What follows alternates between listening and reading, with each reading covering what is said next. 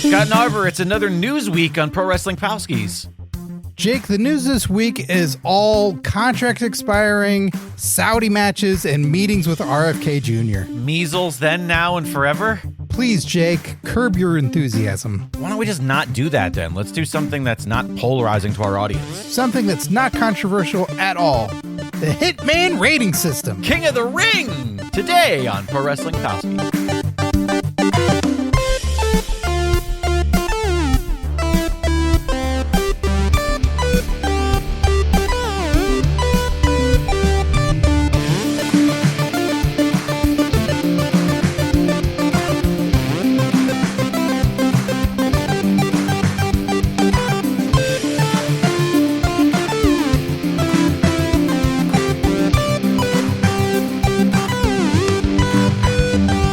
Hey, Scott Narver.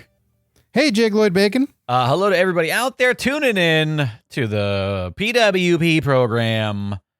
Now, that's not like ATM machine where the second P in PWP stands for program, because that would be silly. It's Pro Wrestling Palskis. That's what you're listening to. That's right. It also doesn't stand for machine. No, that too. Also, yes, obviously, it does not stand for machine.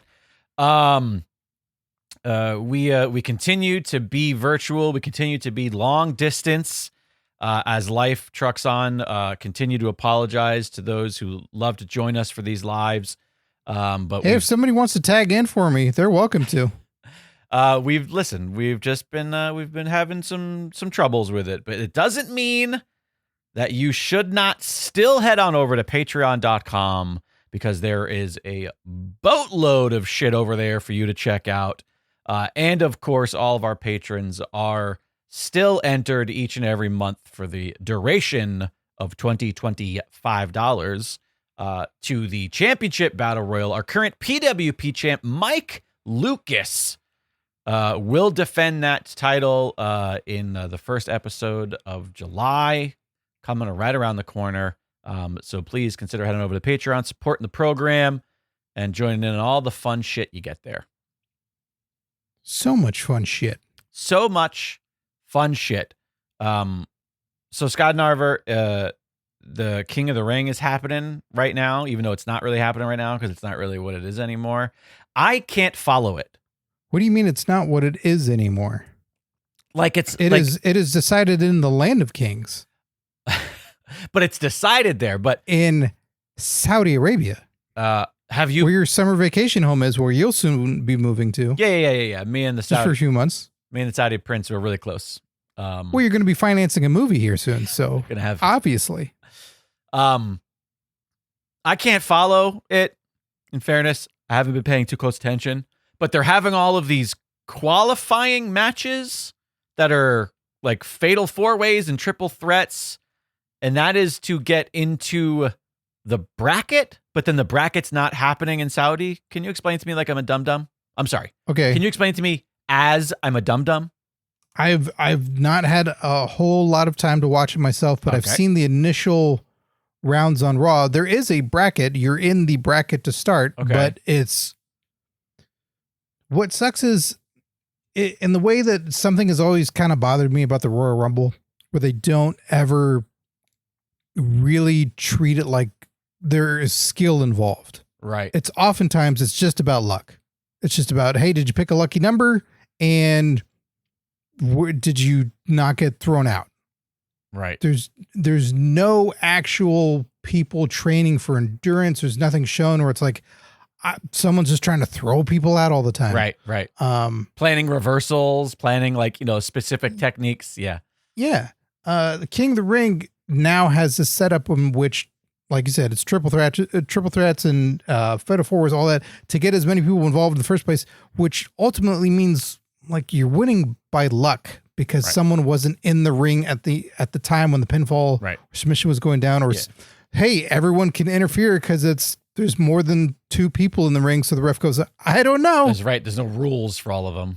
I guess everybody can knock everybody out with their friends or enemies of someone else, and that can all just happen. So yes, it creates other storylines, but it's not creating what the old King of the Rings would do via a tournament, is two people in and the best one wins. Yep. Or someone cheated and then they won. They were the best. Best at cheating. The best cheating, the best at mental games over physicality. So now it doesn't build, I think, as properly as it does. So that's kind of what we're currently at with. And it's also the endurance multiple of it. people. Like, I really liked the whole, like, if you win the King of the Ring, you've got to wrestle 3 times that night. Like, I really like that part of the story, that it's really this endurance test, that it's this, you know. That was usually pretty rare, and oftentimes it was 2 or... Wait, really? Because it was usually like 8 people to start and then 3 rounds. 1. Oh, you're talking about like when they would do the whole tournament in... Yes, in one night. Yeah. Yeah. I don't know if that really lasted all that long. Is that one of those things that, because I was a kid, I thought it was forever, but it was only like, you know, a year or 2? Like, that's one of those things that I think of when I think of the King of the Ring. That's what I think of. I think of there's 8 people that start, and there's 3 rounds. There's the, you know, the quarterfinals. I'm just saying it may have been less than half the amount of time that the King of the Ring has existed. Right. Okay. All right. So yeah, that's probably a decent chunk of time. There's probably like maybe 10 years of that. All right. That's a staple at that point. But when you get to the Attitude Era, I think a lot of that stuff went to, hey, a couple rounds happened on Raw. Interesting. Okay. And then we're in our semifinals and our finals. Right. Well, because you also fucking get bored of seeing the same person wrestle a bunch of times in the night. Maybe, but I guess so. But it does seem like we will at least get 2 matches, or I guess it will be 3 matches in total that are all happening at the same night at Night of Champions, where we're going to get the 2 semifinals and the final. So somebody will wrestle twice. So I don't know. At least I don't know about that. I don't know if I will attempt to look that up and see, but because I know other years it's just been the finals. Because I think it's Cody Rhodes versus Jey Uso on one side, and then Sami Zayn versus Orton on the other, which means that the winners need to face each other unless it's happening on a whole other night. Oh, you've been watching way more than I have. So if you know this.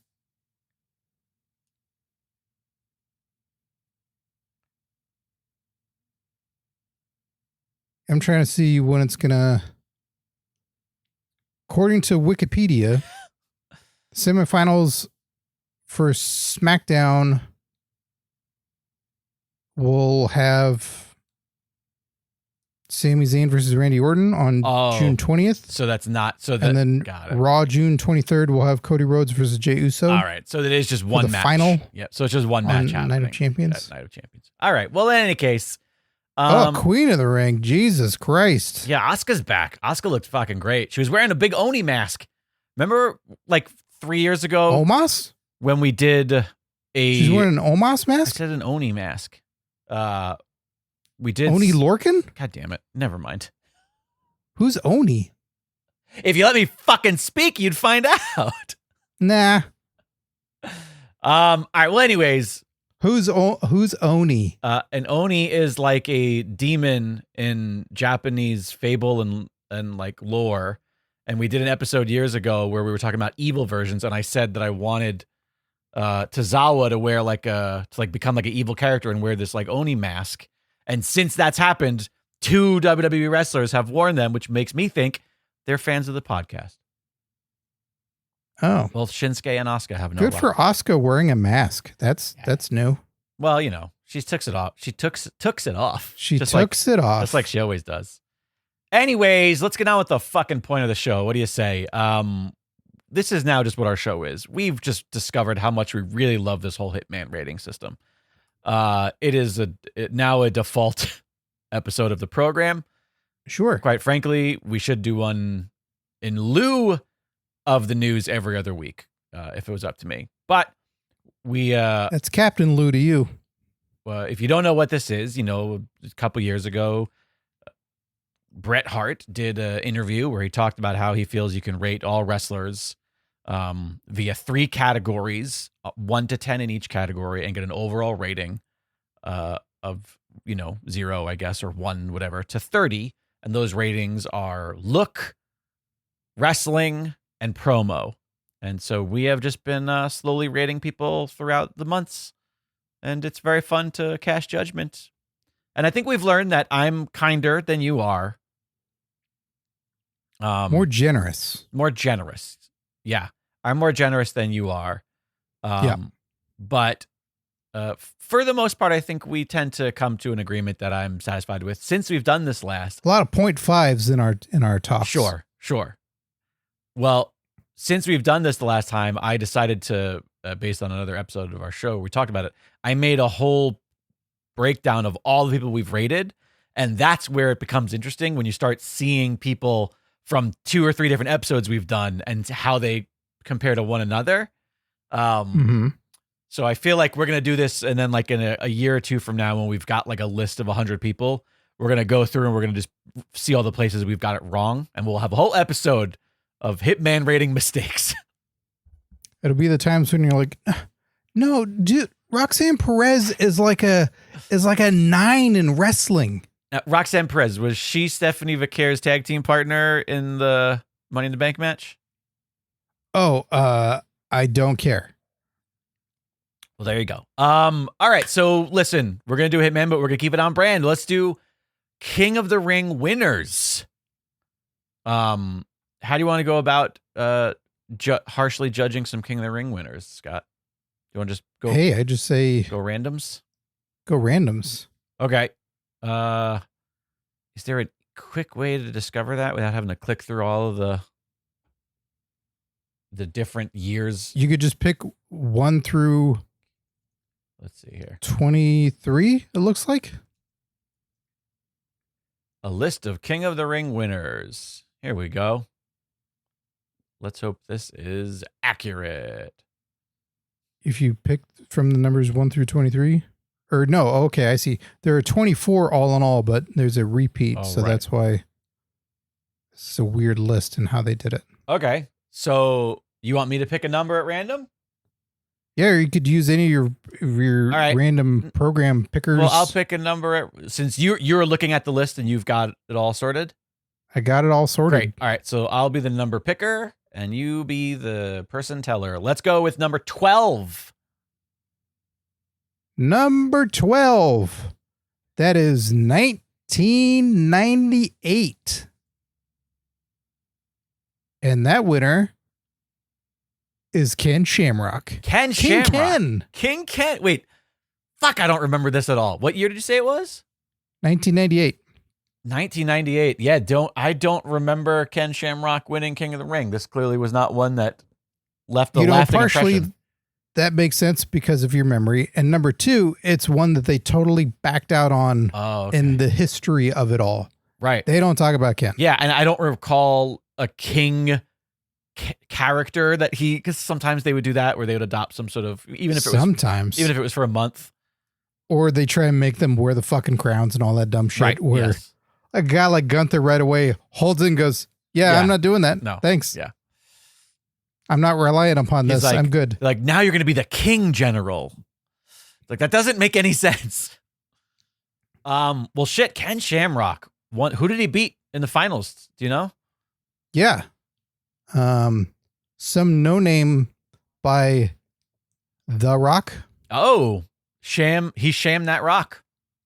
Yep. Everybody had to have the letters. Rock beats Rock. Everybody knows that. Yeah. All right. Well, look, Ken Shamrock's look. His look is outstanding. He's always had a bodybuilder figure. Right. And he's fucking massive and huge. And the look of him, the eyes, all that, very threatening. For sure. And when you know there's the legitimacy behind it, that certainly adds to the look. That he's a mean looking dude. Is it a flashy outfit or anything like that? No, it's all pretty simple. I think it's like kick pads, shoes, trunks. I think they were trying some MMA gloves. Yeah, because they were trying to, tap into his MMA. He's like the legitimate fighter, that kind of shtick. Yeah, except for all the things from the knees down that you wouldn't wear, but sure. I think he's got a great look too. I think he's just got a great face too, because he's like scary looking, but he has that he looks like he's cast in a movie. He looks like a movie tough guy, like mobster's goon kind of character that you would just not want to fuck with.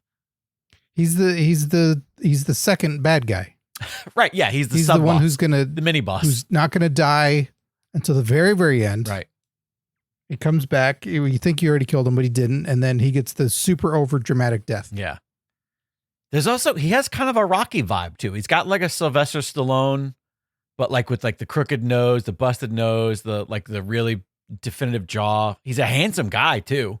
Not an unattractive guy. He made a lot of ugly faces, but his robe wasn't ever great. He always had the looking like a silk robe that he came out with. That shows you how forgettable it was. I don't even associate him with a robe at all. I don't even remember him wearing a robe. Yeah, sometimes he came out wearing like a fighter's robe that just wasn't like a boxer kind of thing. Wasn't great, and then later on they ditched it. Right on. All right, so I feel like, genetically he's got a high number, but maybe presentationally just average. I'd say a strong 7 for Ken. That was kind of where I was thinking. I was thinking 7, 7.5 in that kind of range. I think, yeah, all right. I'll agree with you, 7. Because I do think presentationally it never really went anywhere in a way that was unique to him. It looked good. It worked for him, but it wasn't necessarily promo. I feel like he was all over the place with this. Sometimes good, sometimes bad. I don't think he's a natural speaker. No. But I don't think he's not a clunker. No, exactly. He is of the era when it started to change, and it's, well, when in doubt, just yell it out. I mean, that should be a t-shirt. Yeah. Yeah, when in doubt, yell it out. He's definitely from that school for sure. And, later on in the MMA type promos, when they were building that stuff up, he was right there as pro wrestling and UFC. UFC was pulling from pro wrestling, and you had guys like Tito Ortiz and trash talking bouts with him, and Ken just couldn't hold his own with that either. He's just intimidating and fucking fierce to look at, but he couldn't trash talk at all. Right. And he just yells a lot. Like, that's kind of it. But again, he's not incoherent. No. And it's not unbelievable, but it's just not anything strong. I kind of think in my brain, I'm putting him right in the middle. I was thinking 5, like dead center. I was going to go 4.5. 4.5? Because I think, and partially, maybe this is unfair, but I expect more from you. Oh, okay. So, yeah, I don't think we can do that, and though. I go like, yeah, here we go. Here we go. Yeah, but I don't think that's fair. I don't think that's fair to the system to make expectation part of it versus just where they fall. But I'll give you 4.5. Well, sometimes petty Bruce Hart things get in there, That's fair. I'll give you 4.5. I would probably go 5, but I'm not going to argue it. Wrestling. I mean, talk about somebody who was always believable, who had legitimacy, who was, definitely looked threatening. But did he succeed in the professional wrestling side of things in ways that people that came before and after him did from that same space? I don't know. This is also maybe deemed as unfair, but for a guy that wasn't trained properly, because Kurt Angle is known to be the real athlete brought in that was trained, because they didn't train so many of these guys. They didn't train Dan Severn. They didn't train Mark Henry. They didn't train, I'm trying to think who else. Big Show. Well, I know, I'm joking. But no, I get it. Yeah. It was, they brought in so many of the real athletes and were like, yeah, it's just this and this and this. You got it. And it doesn't make any sense for a lot of them when I'm trying to think. I think Kurt Angle was the one that put it best. Shamrock probably talked a bit on this too, but I'm supposed to always protect my body. And then I'm told I'm supposed to do the exact opposite. I'm supposed to give you my body and allow punishment to happen. Right. I'm supposed to fall down. Right. I'm supposed to land a certain way. And allow you to take my body and do whatever with it. Like, yeah, I'm gonna totally against every instinct. Yeah, lean into a punch and throw my arm at you so you can grab it, and just jump when you need me to. And I fight for a living. I do this, and now some guy could beat me, right? But they fucking can't. But that's not how this business works. See, you got to get savvy to the business and all that. Shamrock took pretty well to all of that in this era when he could have been just a flame out and no good. Yeah. He had some savviness. He certainly could have been really good, but I think, like you said, overall, he's pretty solid for that, but he's not great. Like, even there's the match that always makes the rounds every few years of the clips of him and Vader in the ring. Because Vader, fucking tagged people when he punched him. Yeah. And Shamrock went like, I'm fucking punching you right back. Yeah. And they have a shoot fight, but I guess they were cool. Like, everything was fine. They didn't have any hostility, they probably but thought it was funny. You can't just clock me in the ring and I'm going to take it. I'm going to clock you right back. And so he didn't get punked out. He didn't ever get shown up in any of that way. It's booking or whatever else that made him look stupid, like Ryan Shamrock and all that shit. But he was having matches with Rock. He was having matches with Mankind. Like, he was doing pretty solid. So again, not a great, I think his body's better than his wrestling. So I'd go 6.5. I was kind of in that same spot. I'll give you that. I think that's fair. So overall, an 18 for King Ken Shamrock. That seems about right. Yeah, I think so. I don't dispute that. Yeah, now that we have this master list and I can see it at a glance, I am concerned that it's skewing the way that I'm doing this. So I'm going to try to put that out of my mind. But at the end, we'll sort of contrast, compare with some of the other people we've done. Because I think part of what needs to happen that we should define at some point is, like, we have our letter grade system here in the US. I don't know about other places in the world, but we have our A, B, C, D, and F. Why would you have E in there? Because, the alphabet. And we know where those numbers are out of 100. I think F just stands for failed. I think it's simply just the F it's not like they skipped E. It's that everything D up is still passing, and the opposite of a passing is a fail. So it doesn't matter whether you're got a 30, a 40, or a 50, you're still an F. But a D in no way is deemed as like, hey, you did all right. You still passed. Well, it is. A D is a passing grade, though. Yeah, but a D is horrible. I know, but it's a passing grade. But it's not D. It's again, sure. What I'm just trying to emphasize is that it's not You passed. It's fine. Right. But it's not fine. You got a D. All right. Okay. You got just above failure. There's not even an E for you're in trouble. Like, this isn't passing, but you should get up to that D. Okay. And I'm not so knowing all that, like that we have that. Where's the A, B, C, D, F? Where's the scale? So if people are like an 18, that's bullshit. But to know no, that's pretty good. Like that's possibly average. I mean, I think that what we would do, it would probably be one of those annoying things that the internet does now where they make like tiered things with different colors. Have you seen this where people do it with like, comic book characters or sports teams or video games or movies? And it's like, this is talking about like what GamePro did with the faces. I don't know what that is. I don't know what you're after. Graphics 5, outstanding. Oh, sure. Kind of. Yeah, kind of. Where it's like, everything from this to this is like, God tier. And then it's like, whatever tier, and everything has a kind of a different brand. At the end of the day, it's all arbitrary. You don't need it because we know what it is. He's an 18 out of 30. Boom. Now you know exactly where they fall. But anyways, let's get on with it, shan't we? That's a good score because he's not on the lower end of it. We remember who he is.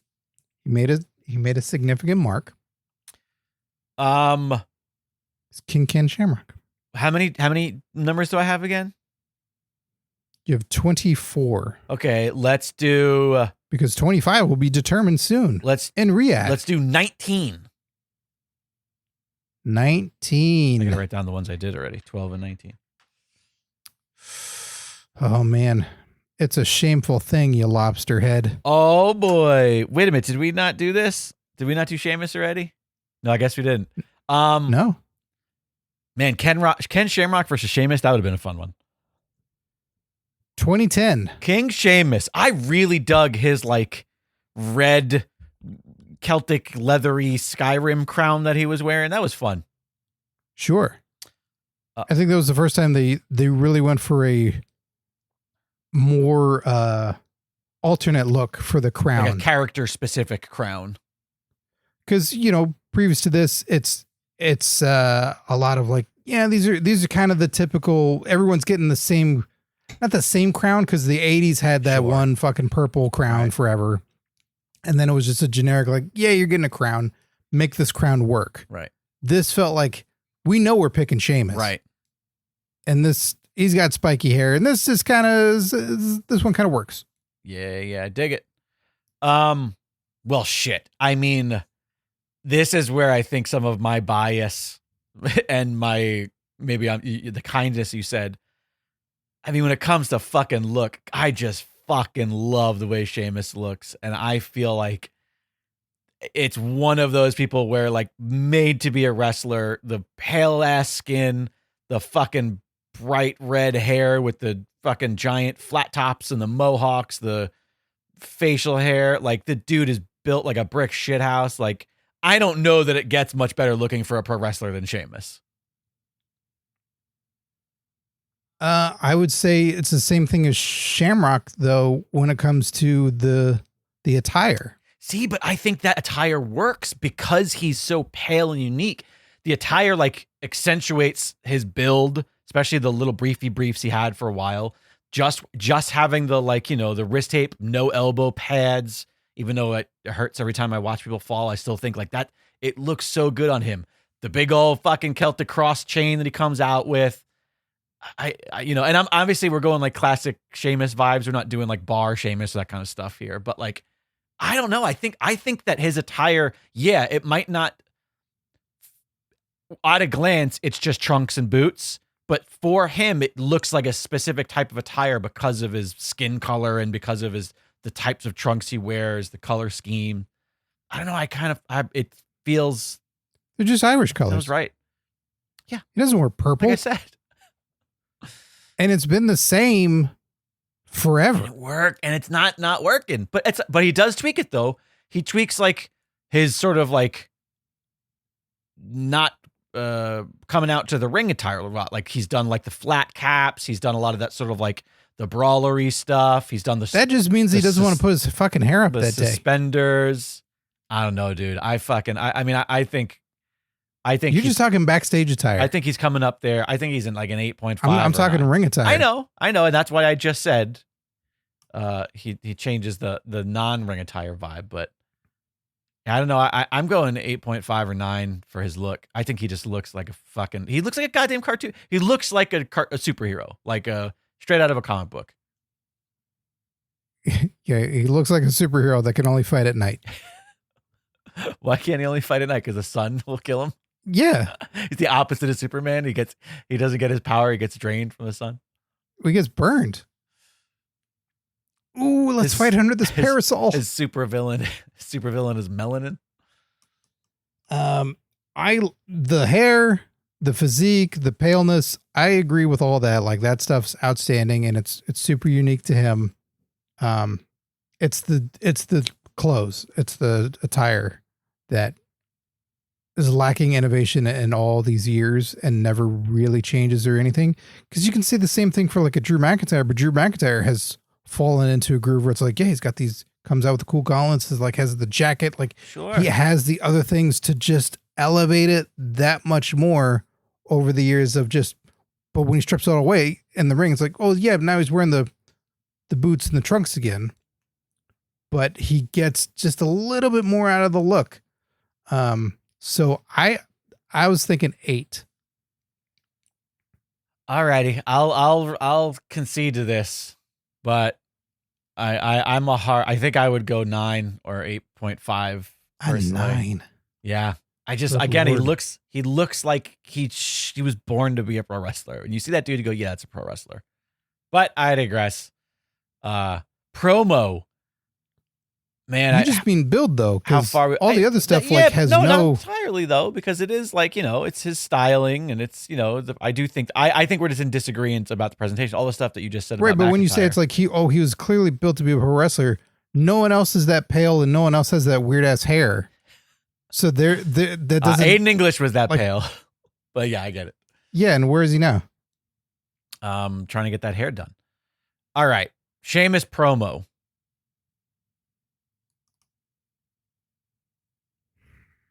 I mean, there are some that are incredible.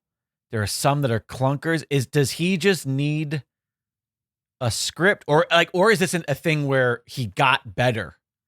Like, it started a little bit worse for wear, and then he's kind of just gotten comfortable in it because he's been doing it so long, and he's very good on screen. He knows his character. He knows he's funny. I really enjoyed that era of him being like a ball buster and, stealing Eddie Guerrero's gimmick. So he's not bad. He's not bad at all on the mic. It's just, I think he started rough. And if we want to maybe be honest of like, okay, well, what about where he was when he won the King of the Ring? It's probably lower than it is now. Yeah, for sure. Because now he's comfortable. Yes.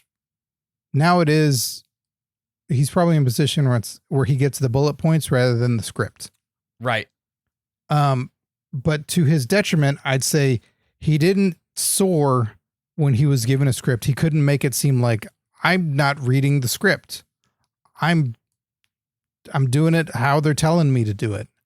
Okay. I don't think he made it his own a lot of the time. I think he's always been serviceable. Right. And now he's at a point where he feels real. Right. And I don't think it's excellent, but I like it. Yeah. Here's the thing is that I've never, even when the story is bad, I've never been like upset with anything Sheamus has done on screen. I've never been like, ooh. Oh, I have. Really? Oh, yeah. When he's the good guy and like he's got the phone number and he's kicking people and The phone there's number? a lot of. What was the phone number? Why don't I remember a phone number? There was something when he had the shirt where it looked like it was such a weird shirt where it had the bro kick. Okay. It had the footprint on it. Okay. But his shirt looked like people kicked him. Right, of course. Yeah. I never understood that when someone had like a truck theme and they have tire marks on their outfit. Like, you got ran over? Like, that's not Yeah, like Lord Tensei. Yeah. Oh, sure, of course. He was run over by a bicycle. They gave him Rogue. mystic Japanese powers. But where did the phone number come in? I Trying to remember this. I'm trying to. I remember Sheamus having these. I found the shirt you're talking about where it looks like, someone kicked him in the chest with a boot. It says Brogue Kick Sheamus and it's got his little logo in it. But I don't see anything about a number. I thought there was some goofy thing where he was helping people out or like, oh, you need a cat out of a tree, you got to call this number, fella, and we'll do this. And it was all a gag. And Oh, I see. Gotcha. I'm having trouble finding this too. Oh, is it 1-800-FELLA? That's it. Yep. That's not a number. That's not enough letters or numbers, I suppose. That's not a number. In trouble, call 1-800-FELLA. Oh, that is rough. The Fellowship of the Ring. Yeah, so some of that stuff is like. But here's the thing. Sometimes you look back at shit that was bad, and because time has passed and it was bad, it's now good again. And I'm like, no, I actually kind of like that. I actually think it's also because you don't have to sit through it every week. Right, yeah. So you can just pick at it and go, I watched 20 seconds of it and I laughed. Right. It wasn't 4 months. And it was like, the premise was that like, he would just like help people that were like doing things wherever they were. Like, oh, you're in a bind? He was like, essentially he was like State Farm. He was like a good neighbor. State Farm is there. Yeah. But if you call 1-800-FELLA, it's not going to work. Not just because it's maybe a non-existent number. Right. There's not enough fucking numbers. Not enough numbers. Well, this is great. To me, Sheamus, again, like the current version of Sheamus is relatable, fun, energetic. and it's more short and to the point, Sure. unlike what this explanation is. So I go 6.5.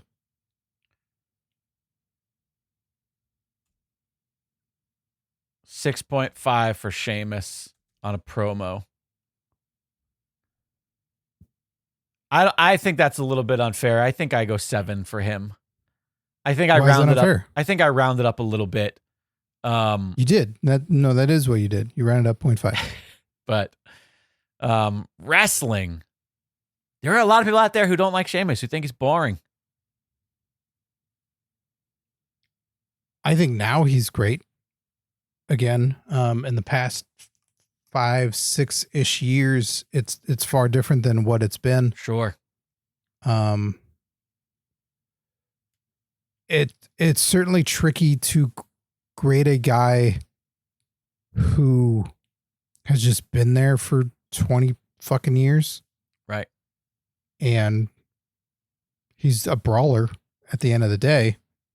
He's not an innovator of offense. He's not trying to do all these things that he's not capable of, Right. really. Yeah. He's So pretty safe. yeah, well, no. I mean, like, you know what I mean? Like, When you get in the ring with him, he's going to beat you up. Cool. you know what Thanks. I mean when I say safe. Yeah. So anybody like that, you're going to have periods where they're fucking boring. Right. Like even the greats, because I think that's more determined about who's on the roster. Is the roster changing at all? Right. Are you getting turnover of opponents, or is he stuck in storylines with certain people for fucking ever? Like, yeah, then they're going to be boring. I don't really put that on him. Right. I think he's only gotten better. He hasn't ever hit a point of Jericho where we go, I don't know, man. I think you ought to fucking be a part-timer or just stop. Right. I look forward to his stuff now, without question. Yeah. Same. So I think this is also where he excels. I'd go probably a 7.5. I'm right there with you. I that's sort of my default for someone who's like really reliable, but I don't put in the like exceptional category. He's close, but he's if very close. He probably had another year or two that we saw of how he's going now. Right. When he had that triple threat with Gunther and Yeah. Drew at Mania, and just any of the matches that he's had lately, and it's getting up there. Right. But it's not there yet. All right. Well, there you go. 22 total point for Sheamus. Okay. So let's do, I did number 12. I did number 19. Should we go back to a little earlier time? Let's do number 8. Who's that? Number 8. I like the random section. It's like we've merged the W Encyclopedia with this now. Razor Ramon. Oh, shit. We've never was done Razor. beaten by God the damn it. King of the Ring, Owen Hart.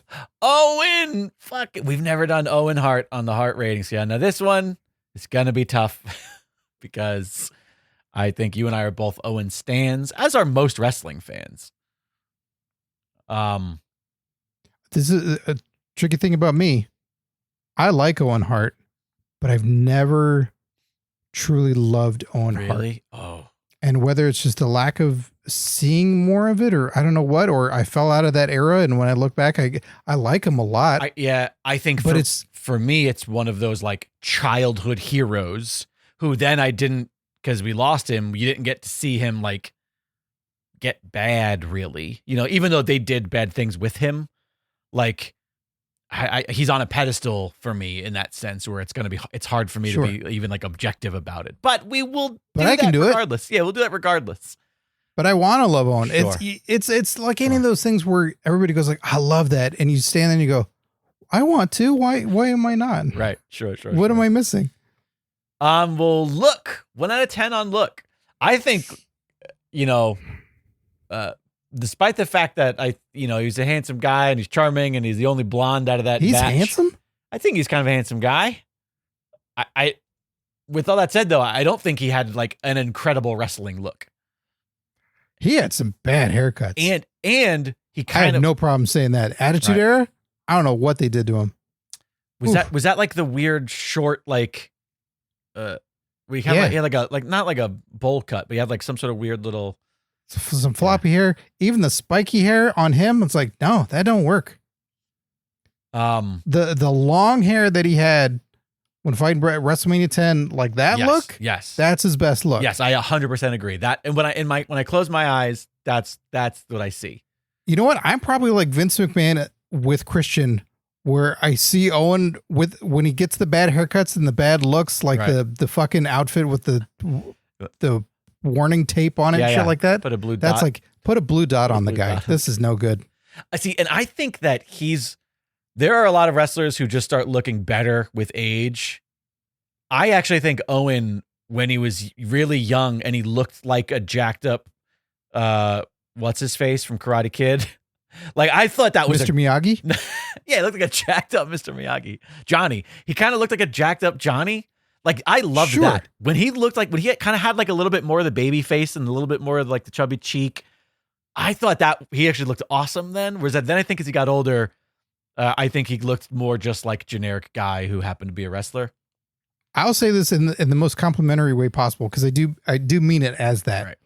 In the later stages of Owen's career, he looked like a dad picking up his kid from school, and he's not worried about it. Right. He's like wearing shorts and a sweatshirt and a fanny pack, and he's like, oh yeah, well, I got to pick you up now, and then we're gonna go to the game. We're gonna have a great time. Right.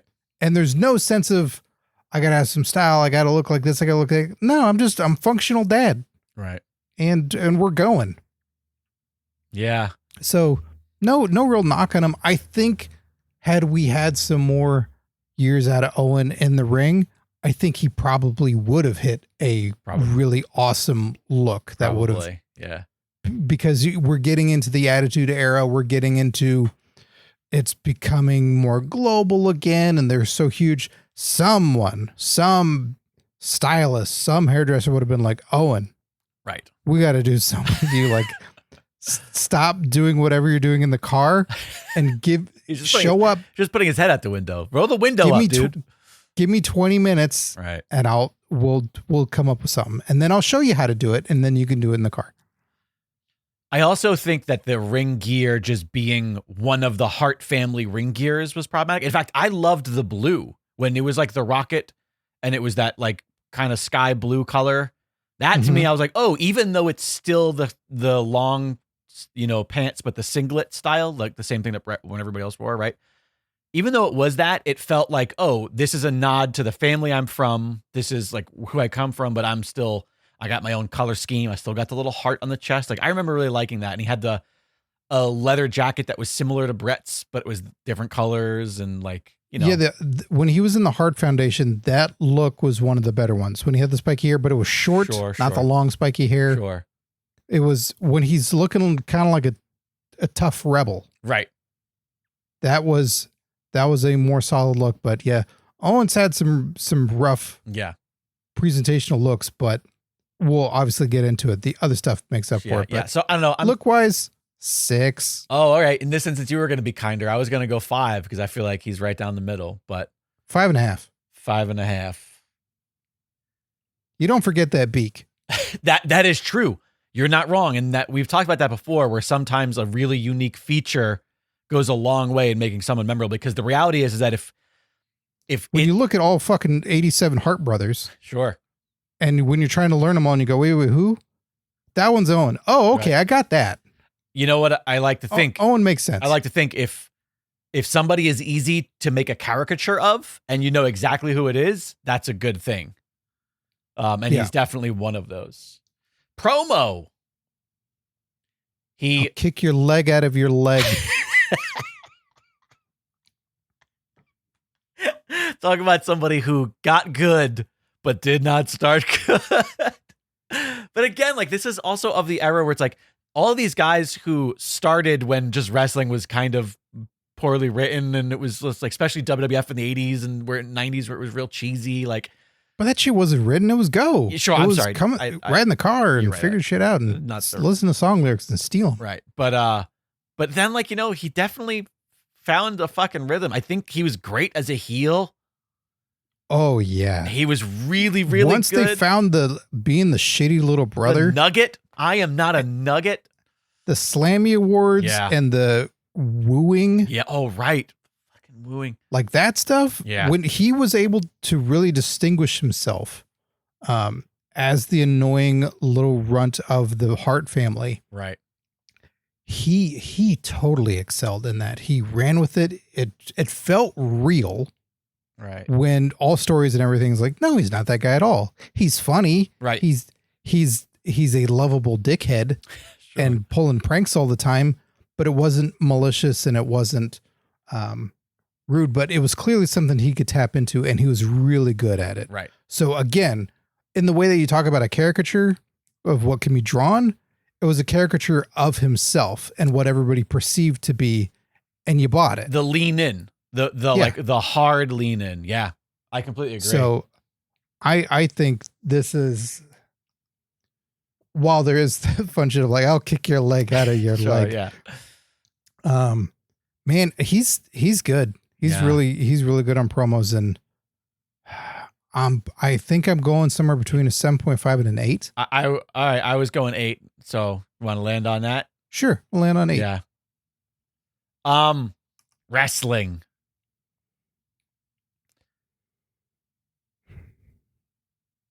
Another person who I feel like, more time and it would have only ever gotten better. Not that it was bad to begin with, but yeah, exciting. He took the Heart Dungeon style, added to it, was a little bit more of the high flyer of the bunch, but not in a way that was like, he was uniquely able to do stuff that for his size, you didn't think he could do. For an era when people weren't training like that, there wasn't all this fucking parkour shit. He also, like, we've talked about this before. I don't remember who it was that we discussed it, but I feel like he also kind of had a weirder way of moving than, other wrestlers of that time, considering how technically sound he was. There's a thing where sometimes when wrestlers are really technically sound, they all just look exactly the same. Like every motion, it's the reason why, a wrestler could just mocap anybody in a video game and it all looks right because it's kind of the same shit anyway. But Owen feels like unique to me when I watch him. Like there's a specific way of moving that feels kind of unique to him. And I think that's also something that's like that adds to somebody wrestling. Yeah. Owen was unique amongst a family legacy of dad taught us. Right. Our company has all these guys. You have to stand out like Brett. Everybody has to carve their own niche, right? And then he's going like, well, then I'm also going to jump and I'm going to do crossbodies and I'm going to try and do a Hurricane Rana and I'm going to try and do or like a head scissors takedown more accurately. But he was doing things that was unique. He could do them well, which obviously turned into being the Blue Blazer, where they're going like, well, fuck, you can do some of the stuff. You could be a high flying guy, even though you're massive. Yeah. While I'm not as well versed in the anthology of Owen Hart wrestling matches, with the exception of one that people love, and I just don't fucking get it. I think a lot of his matches are always interesting to watch and unique. So 8.5 or 9 for me. Yeah. I think 9 is probably my rating, but actually, yeah, I think it's one of those things where it's like, do we punish him because we didn't get him for another 10 years or so, like we might have? Like, no, you just gotta look at the body of work, right? It's just I don't know. I think 8.5. I think you hit the nail on the head there. Yeah, he was certainly getting into greatness. Yeah. But the 0.5, he did break Stone Cold's neck. He did break Stone Cold's neck. Oh, 22 for Sheamus and 22 for Owen Hart.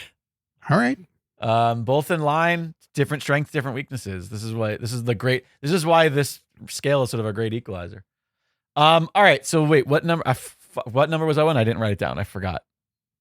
I said 12. I said 19. You had said 8. 8. Okay. So let's do, and how many? There's 24 total? Yeah. So we'll do 2 more. I mean, do you just want to pick 2 people that you want to talk about? Because now I'm like, oh, well, I'm trying to be strategic and like cover the range, but I'm also like, I feel like some of them I'm just gonna know, right? All right, I'll pick one. Yeah, just pick one. Let's talk about him. What number? Sweet 16. Brock Lesnar. Bork Laser. Another person. Internet's own. I don't remember him winning this. Probably one I was not watching. What year is this? Hold on. Wait a second. Okay. Cut the shit. I know this is significant. You don't remember Brock Lesnar winning the King of the Ring? Jake Lloyd Bacon? I don't think so. You were at the fruits of his winnings. So that makes when sense. He fought The Rock at SummerSlam. That makes sense because I had not been watching when I went to that SummerSlam, and so I didn't know. I was like, I went to it and I didn't know what was happening. That was the first time I had ever heard of Brock Lesnar, was that night at that event when he was facing The Rock. With his parents there? How rude. His parents were there? Yeah. Yeah. Yeah, at that point, I had been tuned out for a year or so, maybe a year and a half, 2 years, maybe, I don't know.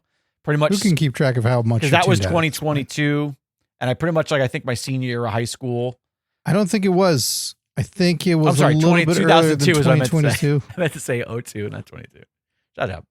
Brock Lesnar, Jesus Christ. I mean, look, fucking. Now, here's a guy who all he wears is the trunks.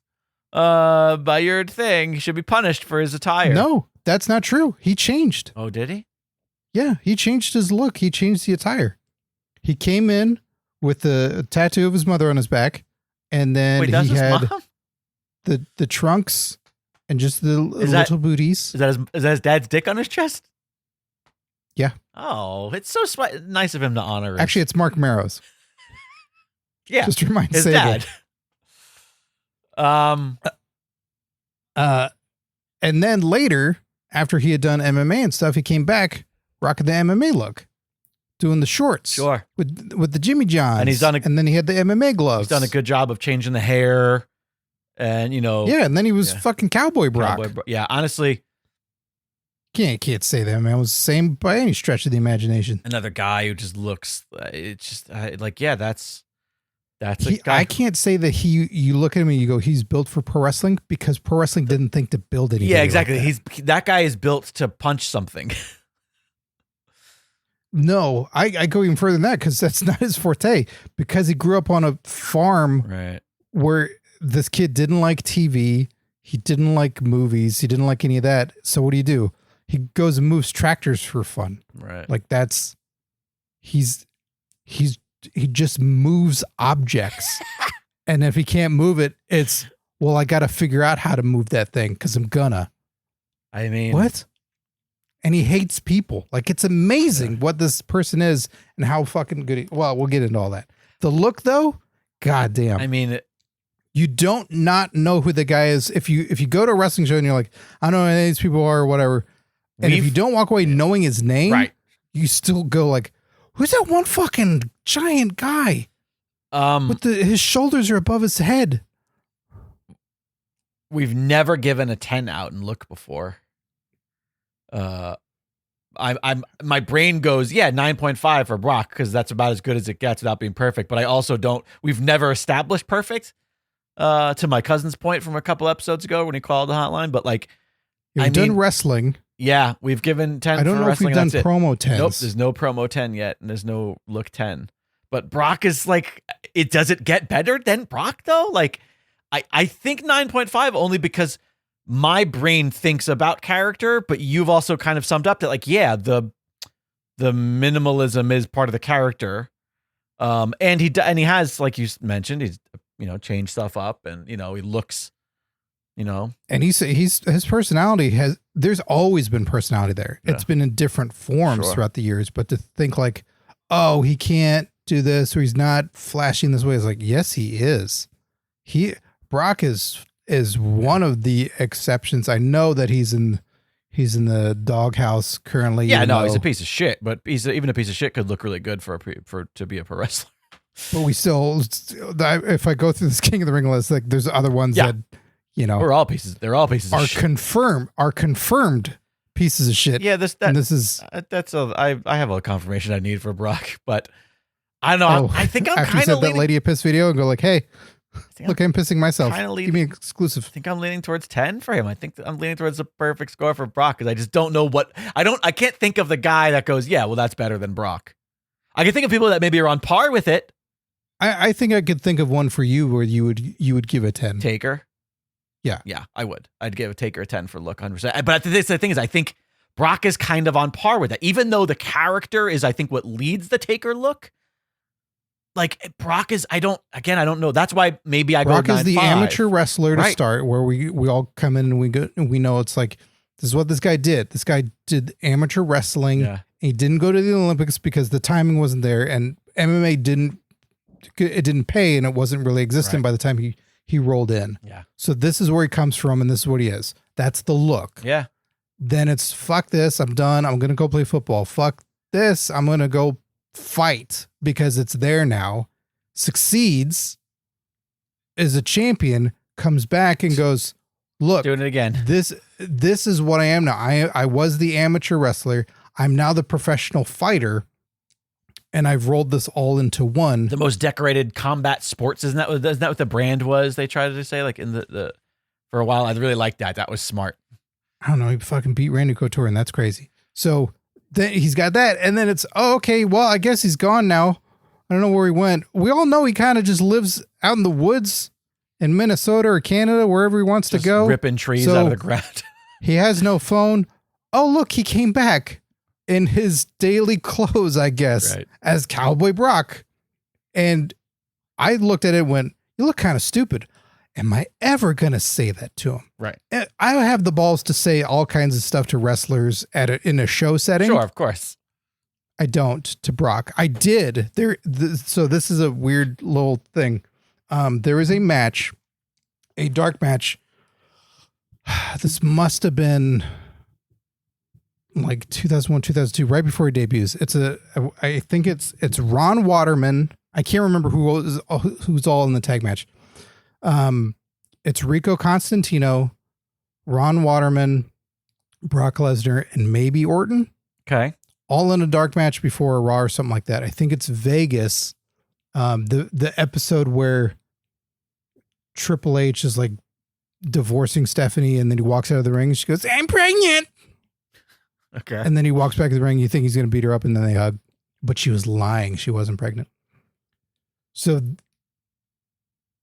I am ringside, and the cameraman is like the railings here. The cameraman's in front of me, and I'm just talking shit. Just talking shit to wrestlers. And Ron Waterman, I think, is first, and he walks by, and he was a UFC guy. And I'm going, who are you?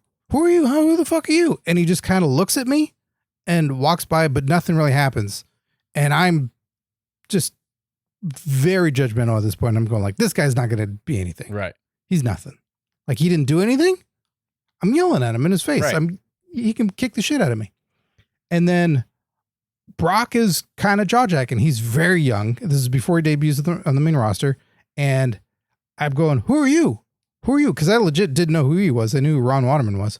And then Brock like is caught off guard for a second that someone's yelling in his face. He goes, huh? Who are you? Who are you? And then like laughs some more. And in that moment, I was like, I like this guy. Where was this encounter? Was it post-match? Pre-match? Because they're making their entrance. I found this match. Yeah. It's on. So if you see that moment of Brock, you can't hear me, but it's me. WWF Jacked number 129 from February 4th, 2002. I thought this didn't make air. Lesnar and Waterman versus Orton and Rico Constantino. Maybe they just rolled it. Maybe they did the match a few times then. Or someone's just lying. I mean, I'm watching the video right now. But does it look like it's TV presented? I mean, is there commentary and all that? Like it looks like there's not a lot of people in the stands, which means it's a dark match or people still coming into the arena maybe. And I could see them walk into the ring. Where were you sitting? Maybe you're here and you don't even know. Unless, yeah. Wait a minute. I think I just saw it. Wait, who are you? He says, who are you? That's me yelling He's at him. talking to you. I'll copy this link right now and I'll send it to you, or I'll put it in our sheet for you. I've seen it in the past before, like back in the fucking. Here, I'm putting it at the top of our little weekly sheet here, just so that you can have a quick reference to it. You don't have to watch it right now, but for later. I seen it. Oh, okay. I thought you said you didn't know if it made it to air. That's all. Well, at the time, like, I don't remember it ever making it to air. I remember people posting it on places when, basically, whenever anybody hits from one of those things, then people would pull dark matches and stuff, post on the internet, and then WWE would take them down. So it was usually taken down all the time. Gotcha. That's funny. Literally the still of that on YouTube is the moment that he's talking to you, because he's got a big derpy smile on his face because you made him laugh, apparently. Yeah. All right. Well, anyways, that's fun. I like that. So I want to say 10. It's just sometimes I go like, is he not a 10? But he is wildly unique, and the body itself is so unique that even if you go, the clothes and stuff aren't that impressive. Exactly. That's the way he's built, and the tattoos, even with Dick Sword, are so wildly unique. Yep. I guess I would go with 10. I think that's our first 10 look for Bork Laser there. Promo. I do like some of Brock's promos quite a bit. And that's... you can speak to this better than I can, because I really only know him with Paul Heyman. Like, I don't have a strong base. And I've seen him do promos, and he's not bad at them, but I also don't think he's exceptional. I think he's fine.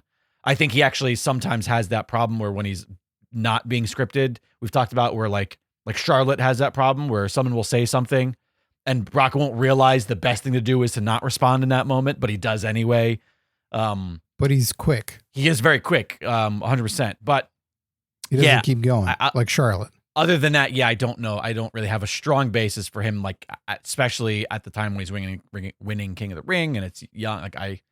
Because even when promos, sometimes it's the personality of like what he does in the ring. Like he takes the Money in the Bank briefcase and treats it like a fucking boombox. Right. And starts dancing around. Fantastic. Yeah. And it's like, that's a Brock promo. Yes, sure. The moments with Heyman, it's like, Paul, say something stupid. Yeah. Knock, knock. He does a knock, knock joke with Heyman. Yeah. A lot of the times while Brock swings, we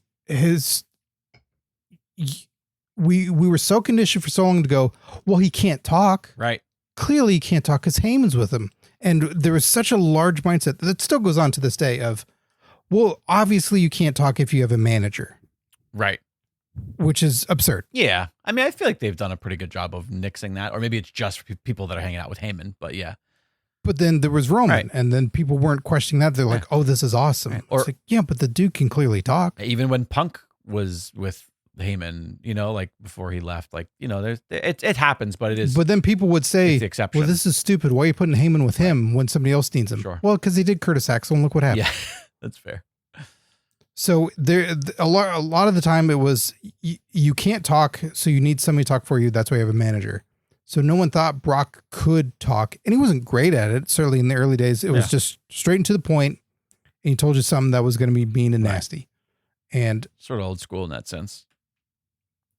And when it got to Heyman had been doing it for so long, then Brock would surprise you and occasionally just say shit. Right. Or guys would talk to him rather than to Heyman.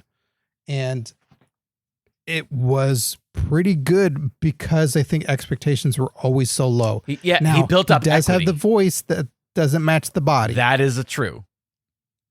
Thank you, Italian man. And that is the truth. And there are times where his brain is faster than his mouth and his lips, where he gets a little bit of the mumble mouth.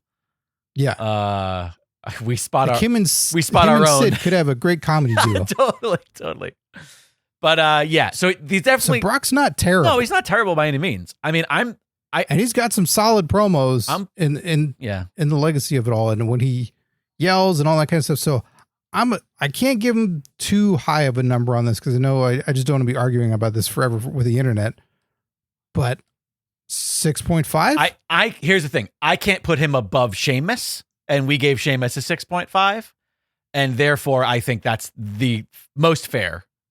Okay. Unless we bump Sheamus up to a 7 and we put him at, but yeah, I think 6.5 is fair for Brock. Wrestling. Brock with a flip phone and Adam Pearce. Oh, that shit's so. Wrestling. We have given out a few 10s already. Do we think Brock is a 10 at wrestling? He sure as hell makes it look good.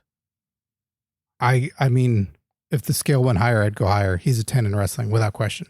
Yeah, I mean, like his selling, the legitimacy, the ability to sell. Selling alone is a fucking 10. What do you say? And I'm not saying it's me. I'm just I'm trying to create the conversation. What would you say to people who say that Brock isn't like innovative or a risk taker? Not innovative. Holy shit! Is that incredibly wrong? Post Shooting Stars press. Post Shooting Star meaning press, like modern era. Meaning like modern era. There was a lot of complaints that every Brock match is exactly the same in more recent years, where people are like, oh, we get it. You do suplexes and it's boring and this and that. I don't feel that way. I think it's cool. I think look it's at Roman Reigns. Cool. Nice look variety. At John Cena. Cool. Look at everybody else that when they got to a point when they didn't have to innovate anymore. Right. When the innovation was, he just suplexed. Right. And it created this crazy fucking thunderstorm amongst the wrestling world where it was Suplex City, bitch. Right. Yeah. And it was at the right time where we had Twitter and the internet went fucking nuts. And that's all he did. It was also such a nice, it was like he took something that is basic and actually ironically turned it into novelty, because it was like, oh, that's the one match where we're all going to get to count how many suplexes there are in a night where we were going to see 45 super kicks and 16 cutters and none of them worked. And 40, but all his shit did. 40 tope suicidas.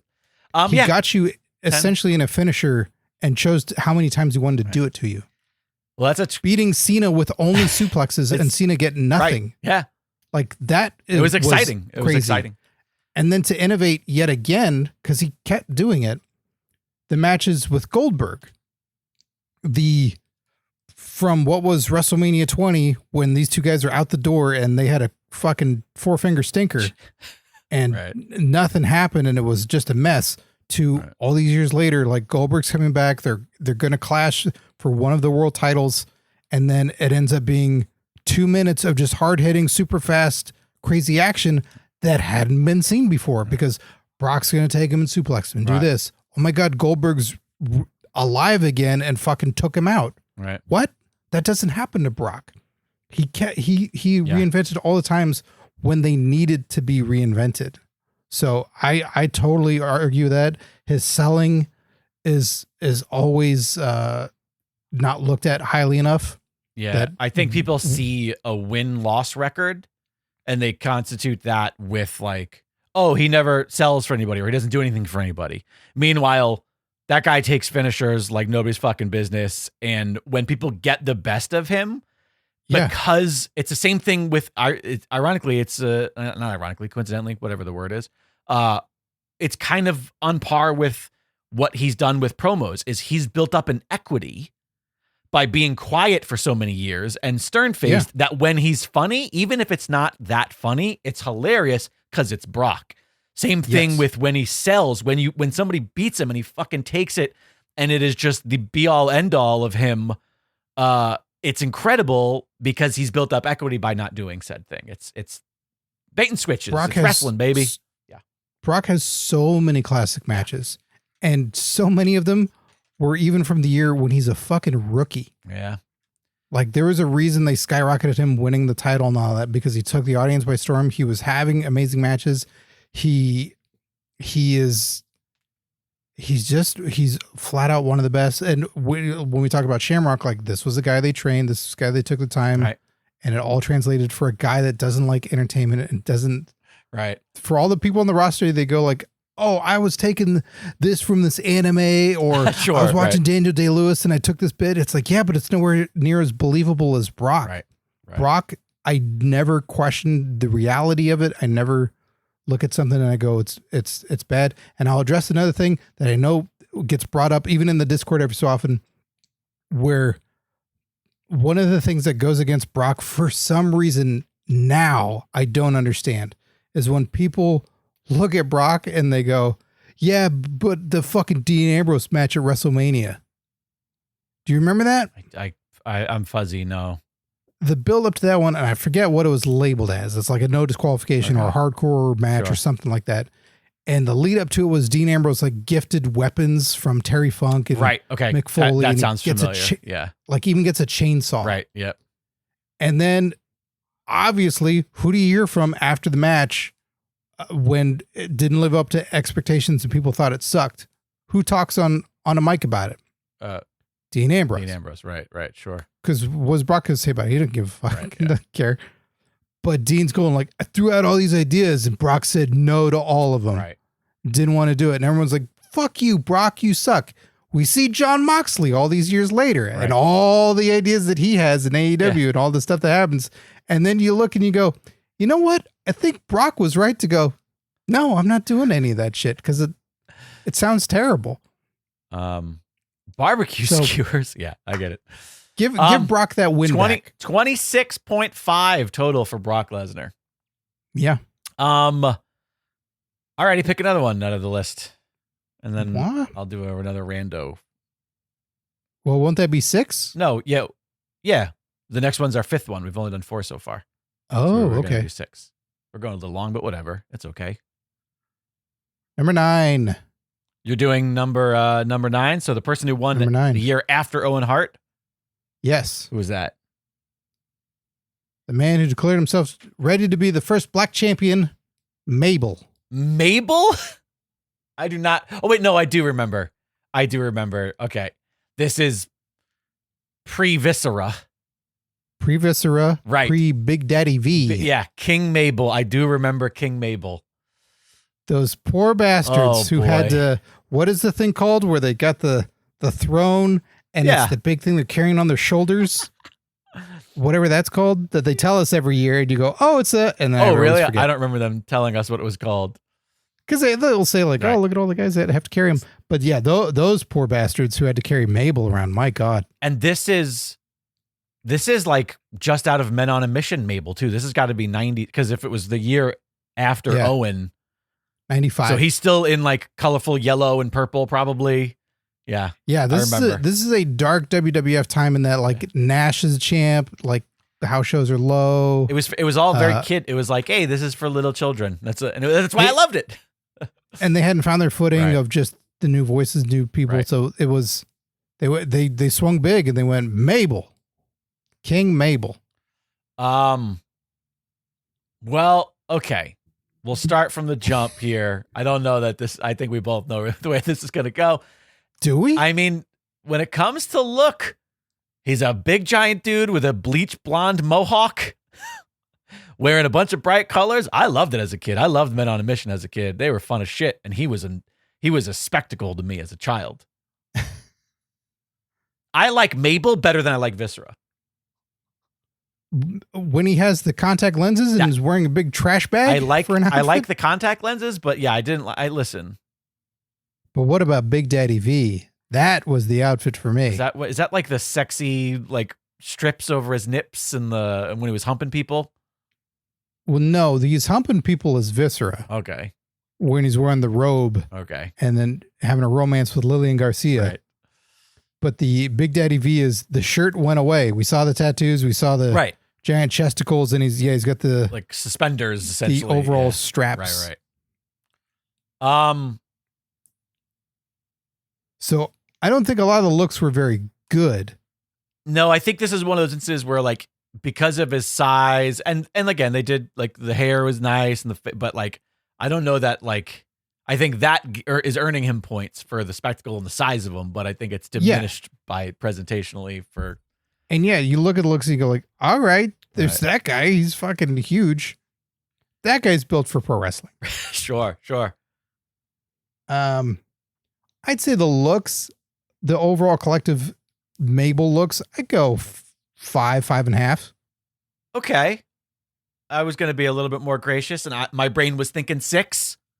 I remember them, but they're not good. Okay. That's why. Alrighty. That's why I go like in the middle. 5.5.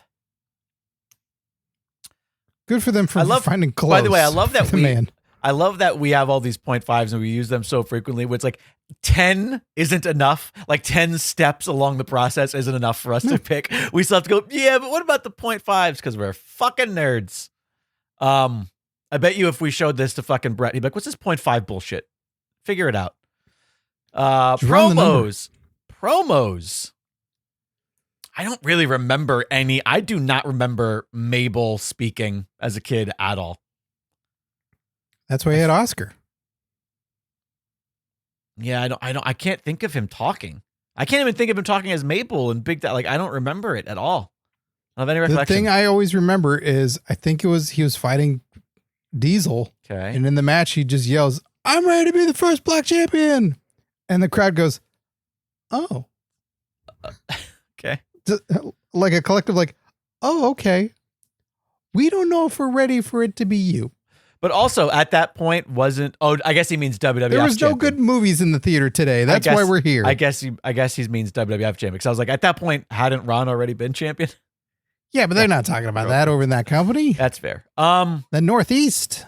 Yeah, I don't know. I defer to you for promo because my brain just thinks it's got to be down there. It's got to live in the, it's a lot of like the Gangrella sphere. Yeah. Man, I'll take you. No, I'll rip your guts out when he's Viscera and Big Daddy V type of thing. Okay. And then when he does talk in Men on a Mission, I think it's the same thing. Like, when in doubt, yell it out. That he's just matching the enthusiasm we're coming for you. A lot of that. Yeah. Yeah. We're on a mission and we're men. Yeah. It's just not comfortable. Very presentational, but it's just about the look with that guy. Like the words never were much of anything, but did he fumble fuck? No, not really. Did he fumble fuck? Did he? Yeah. Did he say anything of significance? No, not really. 3, 2.5, 4. Okay. All right. I'm deferring to you because I literally don't have a recollection of a single one. So yeah, that's the kind of tricky part. If there is no real recollection, it's like, yeah, I'm not into you, but you weren't fucking horrible. I don't want to go too low when it's like, yeah, but you weren't awful. Right. Plenty of people were awful. Got it. Okay. All right. That's fair. Wrestling.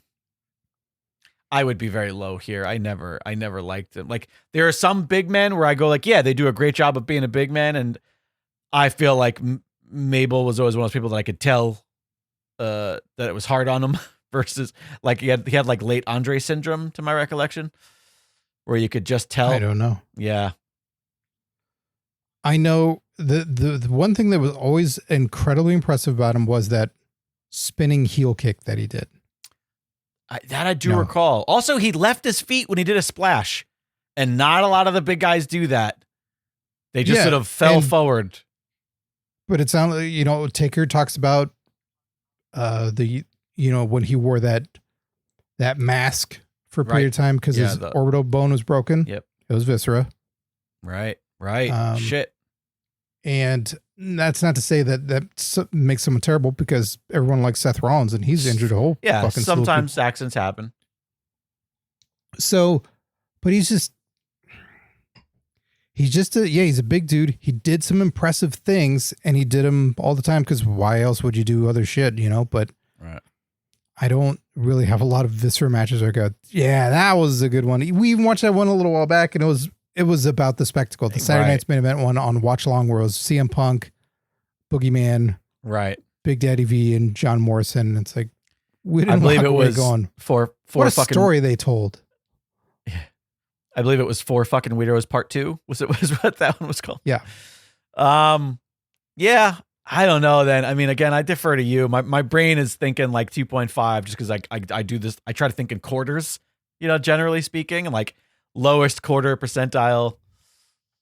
I I don't think he's above the halfway mark. 4. I don't think he's more than 5. No, Okay. I'd go another 4 because again, we'll- like there weren't massive amounts of injuries. There weren't massive lists of like worst matches ever. 6 of them all viscera. Right. You can be flat and kind of boring, but it's like you served your purpose on the card. You didn't try and do anything overly exceptional or something that fucked up the whole show. 13.5 total for Mabel, for King Mabel. All right. Then we'll close out number 22. Who's number 22? Xavier Woods. Xavier, King Xavier. Oh, this is interesting. So we're taking the man, not the team. You know, Right? he's an individual. Sorry, I'm just writing. Yeah, we it down. didn't take all the men on a mission. Xavier Woods. I mean, And it's tricky because at the time of this recording, this is June 17th, 2025. We know Xavier's finding a new version of himself right now. Like Right. amongst the new version of the New Day and being a bad guy, like clearly something will come of this and that'll be another like, they didn't include all that. So in this episode and previous episodes, I've talked about a guy who just has a look and then maybe the presentation isn't there, but they kind of earn all the points for the look. That's just inherent, the biology of it, right? Xavier, obviously an insane athlete, super fit, has always been really built, and he's got like just a great athletic presence to him. Sure. But in the landscape of giants and other bodybuilders, kind of just par for the course. Whereas his presentation with the hairstyles, the fucking chic boots for a while, literally the long trunks with the crazy colors that New Day always does, and an incredible look. I love the long, I don't even know what you call those, like the gloves with the sleeves that kind of come up to his elbow. Xavier Woods has a great look. I don't think anybody else looks like him, even amongst his teammates. They do a good job of standing out and having specific, unique characteristics in their ring attire. The hair, he's always on point with his fucking hair, and that goes a long way. And the fact that it's always changing. It's not just like, this is the default, Xavier Woods hair. And he's got a fucking Or great I'd say look. like sometimes people just do crazy hairstyles for crazy hairstyle's sake. Like his always have a purpose. Yep. The one thing I question, and I'm curious your thoughts on this, because I thought the chic boots were a bit of this. I always think he's a little too, he's too bulky for the size that he should wrestle at and be at a peak best. I always think he's a little too slow and a little too heavy because he is too heavy. Like if he'd probably trim down just a smidge, he'd move better, he'd flow better. And those chic boots, I also thought those are fun, but I think those are fucking you up every so often. I did think they were fucking him up because I just think that that's what they're there to do, but I'm okay. I was okay with it because they're so fun and nobody was wearing them. Right. Right. But to your point about his size, I actually kind of disagree. And it might be because I'm judging him as a member of this trio that's gone on for so long. And I think that standing in between Big E and Kofi, I think it was perfect because he seems like he was just as strong, not just as strong, but you know what I mean? Like he was stronger. It was more like Big E in strength. He's not the muscle guy, but he's more of a muscle guy than Kofi. Well, because he's but I thought he could still be even more in the middle when he's not as quick as Kofi, but he would still be quicker than Big E. But just like Jericho's had this, where Mysterio certainly had this, Punk has had this, where there's just a window where it's like, yeah, but I'm WWE big. It's like, yeah, but you're there, you're good. Now try and trim it down a bit and see maybe longevity, but he hasn't really had that many injuries. Right. So that's just an observation. And the thing though is that we also don't know whether it works. Like that is a basis on a hypothetical because some people trim down. It's like I think Christian, who we both love. I think when he lost a bunch of that weight, I think it was better for him. He looked better. I enjoyed that version of him. But only because we know the difference and we contrast to compare. Whereas like there's a possibility that like a slightly skinnier Xavier Woods just looks silly. Like we don't know. We have no idea. It's all, you know, it's Schrodinger's cat at this point. But I don't know. I'm thinking a high score. Like I'm leaning towards like 7.5 or 8 for him, because I just think the appearance versus the genetics working together in such a good way. Even though he's not the biggest guy and he's shorter, but he still looks like he belongs there. Yeah. It's hard for me to go 8 because I was thinking 7. Okay. I do like the looks and it does feel very pro wrestlery and it's good, but it's never hit that sort of superstar. Sure. I agree. Echelon, like greater than great. I agree. So yeah, I'm somewhere in the 7.5. All right, so we'll do 7.5. We'll meet in the middle, fair right? Since I was thinking. Okay, sorry, Bret Hart. Promo. I mean, even when he was in NXT day one, doing terrible like lawyer and school doctor shit, he's always been good. The guy's just got the gift of the gab. Well, Consequences Creed, you missed out on, I guess. So. Oh, okay. I guess I did. TNA's. Yes, I did. I did miss out on that. I'm a super loud baby face. Yeah, I'm screaming. Oh, I don't remember. Yeah, okay. That. Don't remember that at all. When in doubt, yell it out. Well, you went out, yell it out. But I don't know. The dude's got a gift of grab to me. I mean, I think he's a great promo. I don't know, like, the guy can be really funny. He can be really serious and earnest. I believe him when he says shit that comes from the heart. He's also an idiot in the best ways. Like, he's one of those guys that I don't know that it gets better. Like, he's fucking great at it. I think the only thing in this, we're in a period right now where we had it at first. The one thing that I'd say, I agree with all of what you said, with the exception of him being serious. I've rarely seen Xavier show the serious side of him. There's always something to it that when he's doing it, right? Like when they turn on Big E, we had it. Sure. We had this like a dark, serious side of him. And then shortly after that, it's not, you know, they're giving money to JBL or they're doing the backstage segments. It's like, they're still trying to be funny. It's like, wait, can you not do it? It's not the same thing as what you're talking about because it's not serious in the sense it's like I'm angry serious. Yeah. But it was very earnest in that he's not a bad actor. I really enjoyed what he was doing with the Wyatt family when he was like trepidatious and being like, he was a good actor. He sold that shit. So I do think we have seen him be, quote, serious before, but maybe not that brand as much as we're seeing now, like you're talking about with Big E. But because it feels like at times that he doesn't trust it. It's like, no, I got to be funny. It's a show. Sure. I got to be entertaining. It's yeah, but now we could have had months now. Yeah. Through Mania and all that, where they're just serious and they don't have this fun side to them anymore. They are mad when you chant New Day sucks at them. Right. They don't like it and it sets something off, but it's still the tongue in cheek, like, oh, right. I'm mad at you. Still cartoony. Yeah. I almost feel that's what's hard to give it a higher score. Cause I agree with all the other stuff, but he's never stuck with when serious needs to be called on, that he keeps doing it. Do you think that like the YouTuber personality holds him back from like, you know, being the top utmost tier of a promo in the professional wrestling landscape? Because he does YouTube stuff? Yeah. Like just that mentality, like the sort of like, I'm sure there's a name for it that I don't know, but it's just like the very presentational sellout. What? Unboxing stupid. I mean, like video game playing dumb sellout? Fucking streamer bitch.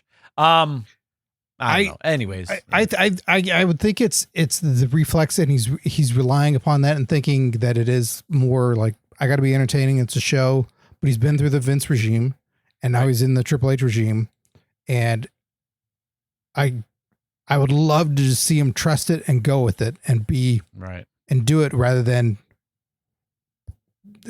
clearly going with what works. Right. It's do a trustful, but he's certainly very, very good. Certainly. That's the only knock that I give him. Even with these nitpicks though, like he's still way the fuck up there for me. Like it's still like, he's just incredibly gifted. And when you think of the scope of wrestlers that's a person who like they've never had a problem putting a mic in his hand. They've never like it's never been a like. And he plays a fucking trombone. And he plays a fucking trombone. I don't know. He had the balls to do that. Go like, I can play trombone. I'm gonna bring it with me on the road. And then once he did, he goes, "Fuck, I gotta take this thing everywhere. I gotta take a trombone to every goddamn city we go to." I'm leaning 9, or is that too high in your eyes? Because that I'm thinking a 9.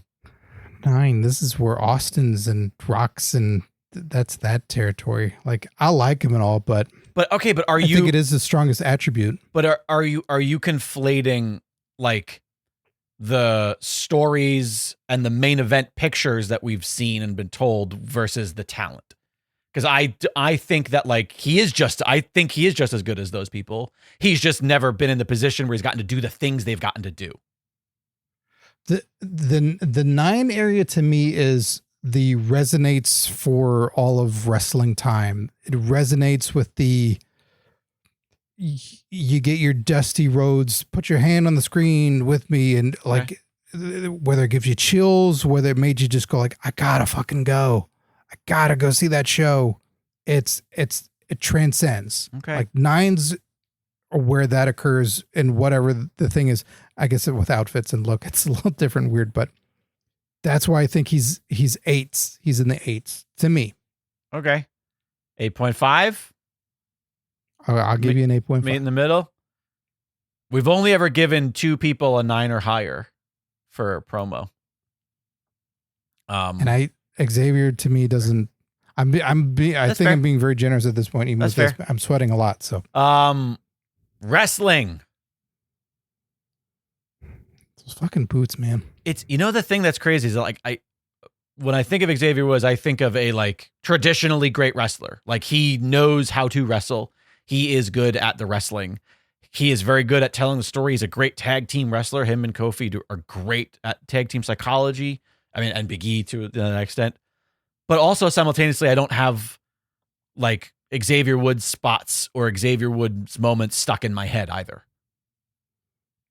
And not that that necessarily makes somebody a bad wrestler, because we've talked about that. Like sometimes, I mean, and this is one of those things that maybe Brett would disagree with us, because I think that Brett would probably see the scale and go like, oh, when a guy's a workhorse, he's a great wrestler. He's up there, like, whereas I think you and I are more about like, well, as the people being entertained, I'm really trying to think about that next level of like everybody on this list should be anybody who's less than a 5. We agree probably is there for the other reasons. They're probably there because they're higher scores elsewhere, right. At least that's kind of how I see it. So like, I feel like Xavier Woods is a guy who's incredibly serviceable.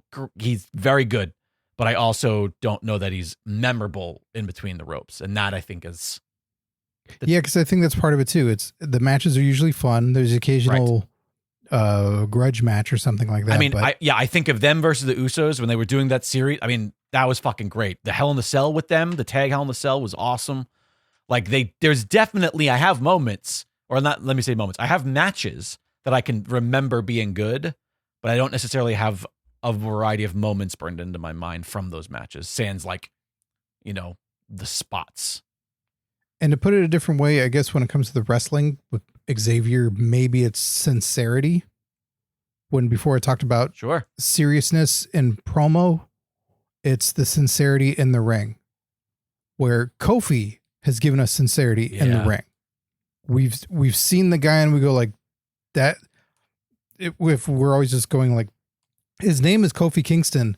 He's had enough of Randy Orton and he's fucking taking it to him. And at the Garden, right, he loses it.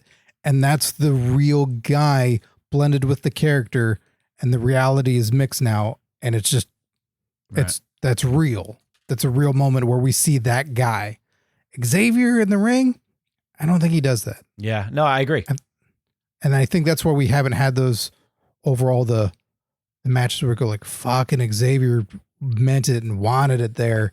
But hey, tag team champions having fun. Hey, they won again. Hey, they're dancing. Like all that shit's great. And again, yes, he's serviceable, but the next level, no. 6'5"? I was actually going to say 7. I'll lean 6'5" because you were gracious on the other things, but we've tend to put these people at 7. And I know that now I have bias because I'm looking at the whole sheet of everybody we've done. And I'm looking at the people that we've talked about this in the past, and they're all kind of at 7. But I do think that maybe 6.5 is fair for this. And that puts, not 65. I'm like, wow. And the highest rated of all time, Xavier Woods with a 73. 22.5 overall rating for Xavier Woods. So, right. So there you go. There's 6 of our 20 some odd King of the Ring winners. Breakdown today again. Yeah, I guess I was just about to do. Hang on, sorry. You can follow along if you'd like in the Hitman Ratings tab of our workbook, Scott Narver. So out of the people just that we did today, here, let me do my sort by range. Sort by E, column E. Alrighty. Didn't need to talk about that for everybody. All right, here we go. So at the bottom of today's barrel is Mabel, a 5.5 in look, 4 in promo, 4 in wrestling, with 13.5 total. Ken Shamrock is next with a 7 in look, a 4.5 in promo, 6.5 in wrestling, 18 total. Sheamus is next with an 8 in look, 6.5 in promo, 7.5 in wrestling at 22 total. Actually tied with Owen Hart, 5.5 look, 8 in promo, 8.5 in wrestling, both of them at 22. Next up is Xavier Woods, 7.5 look, 8.5 promo, 6.5 wrestling at 22.5, only 0.5 ahead of Sheamus and Owen Hart. And then at the top of the barrel today, Brock Lesnar, 10 look, 6.5 promo, 10 wrestling. The first person to ever get a 10 in look and the first person to ever get 2 10s of our list with a 26.5 in total. Man. You want to talk really quickly about some of our overall rankings and contrast and compare so we can see how wrong we've been throughout time? Because this is fun. Well, yeah. See, when you give me some overalls, even there, to me, Xavier isn't that high. But I don't know. Some of it's in the moment. I'm like, all right, sure. But it's also, it's that thing though, where it's the overall rating. Cause then you look at a specific category and you go like, yeah, but that's where they earn it for me. But let's see here. Let me go ahead and once again, sort this range. Let's do top to bottom, highest to lowest for all of our totals to see where some of these people fall. So far we've done 31 wrestlers, 31 people total. And at the top, the very, very top of that list is still Ric Flair. No one's ever to beat the 28 of Ric Flair. Right behind him is Kurt Angle with a 27.5, and right behind him is Brock Lesnar with a 26.5. Those are our top 3. I think the promo diminishes Brock against Kurt when you look at those two side by side. Kurt is overall more rounded out. Right. Let's see. Some other people that we spoke about today. We spoke about Xavier Woods, who is directly in between Tommaso Ciampa and Logan Paul, which feels like in fair company. And both of them are now. Ciampa fucked up his look, so good thing we're not grading him right now. Yeah, you're right about that. That would go way down. How much of that look is predicated on facial hair? Jesus Christ! Like, why didn't you at least take all that and then glue it on Gargano's face? Who else did we talk about today? Where are they? Ken Shamrock is right in line with Finn Balor, Lita, Rikishi. They're all kind of in that same space. Okay. Mabel is down in company with Matt Jackson. He's tied with Matt Jackson at 13.5. We're so mean to the young bucks. People don't like us at all. Oh, fuck them. Yeah. And by the way, Mabel is at number 28 of the 31 we've done. Down towards the end there. The only people that we've rated worse than Mabel are Nick Jackson, JD McDonough, and Gangrel. The JD seems unfair to me there, but also Because we like him now because he came back. Yeah, because he wrestled hurt and did all that. The reality is though, like it's still true. Like he does have a weird look, and his promo still isn't that great. So it's like, yeah, as much as we may like a person, sometimes the sentimentality gets in the way of something compared to, their comedy being the elite. Being the ultimate thing where you go like, I don't care, give him 2s across the board. Yeah, but here's the thing is like, we still gave some fair, like Mufasa Ali's down there. He still has a 7 in wrestling, which I think is a perfectly fair thing there. Mm-hmm. So does Nick Jackson. Like that's where they're at, it's just there are other things that really bring those ratings down. Just one category, being really bad in one category can really drop you quite a bit. Yeah.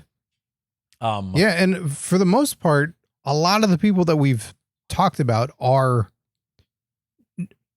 pretty well-known name people in wrestling. Right. And we've talked about some of the greats, if not all-time greats. Right. We certainly haven't done a lot of, a flash in the pan or, if we did a James Ellsworth and really went like, okay, here we go. So I think a lot of our scores right now are, like I said, pretty favorable. When you did that group of like Rikishi and Shamrock and Lita, where it's we all know them for a reason. They're all in that weather sentimentality. You go like, Lita's my fucking favorite. What are you talking about? But I think most people go like, yeah, she was really good. Well, that was like my cousin screaming at us the other day about Rikishi because he loves Rikishi so much, but he didn't show his work.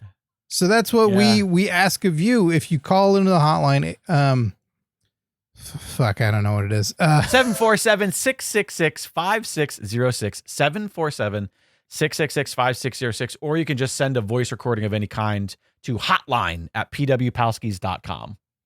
So if you got your case of what it is and why, we'd love to hear it. Because if you're saying like, oh, Brock Lesnar is a fucking 29 because he's a this, and here's why. Great. Go for it. Make your case. You know what? We're going to print you in the book.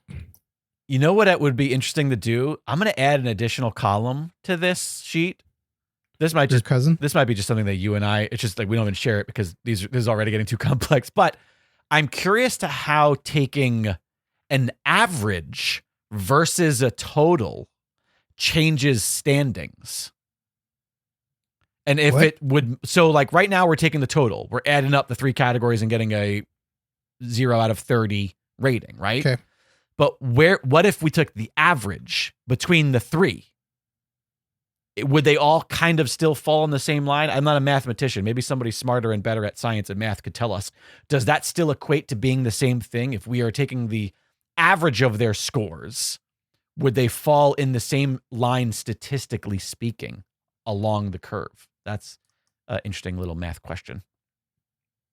But I don't know. Well, next time we do one of these and we have the ability to do it live, you can see our sheet because it'll be up on the screen. And of course, the way to ensure that happens is by heading on over to patreon.com and signing up, become a patron, support the show. $5 a month. It's nothing. It's, barely any dollars for you to help support the show. Right now, Scott and I are both going fucking through things, and your support means more now than ever. We stress because we think to ourselves, oh shit, we're having a hard time scheduling. We're having a hard time, making sure there's all sorts of great bonus stuff and we don't have the live. And then we feel like, well, we're not giving the people what they deserve. But the reality is it's right now is when we need you guys the most. So please consider becoming a patron. If you've been listening to the show for a while, if you're a longtime listener, you've never checked it out, check it out. You can also, by the way, just sign up for free, like as a person to see the posts. And then you can, decide from there, whether or not you want to kick a couple bucks in. Think of all the times you've parked at a parking meter and went, I'm not going to pay that. And, that adds up to $5 easy within a month, probably if you live in the city. And you went like, I didn't pay. That was like $1.25 I just skipped out on because I just went in and did the thing. Throw the $5 our way. Fuck that city. What do you need? New paved roads? Nah, you're fine. So thanks to all of you. Scott, we have to thank our current Patreon Palskis. Thank you to everyone who helps support the show. Adrian Avina, AJ0314, Alex Pierce, Alice Rader, Andrea Beeler, Gilbert Short, Mass Llama, Mexican Stallion, Michael Beltran, Mike Lucas, the current PWP champ, Suicide, Tim Redbeard, Tom Hader, and Tony Griggs. Thanks to each and every one of you for continued support of the program. Would not, could not, should not do it without you. That'll do it for the show. All the things, you guys. Check out the shop over at pwpalskis.com. Join the Discord. Super fun for all the live Raws and Smackdowns and Dynamites and Collisions. And is that still a thing? Do they still do Collision, or is that over? I don't know. I don't watch. Yeah, no, it's still a thing. I don't watch wrestling. It's not my thing. Pay-per-views. Really fun to be in the Discord for that. Completely free. You can find the link once again at pwpalskis.com, your one-stop shop for all things Pro Wrestling Palskis. That'll do it. Thank you guys so much for joining us. Hope you had fun. Always a blast hanging out with you, Pro Wrestling Palskis.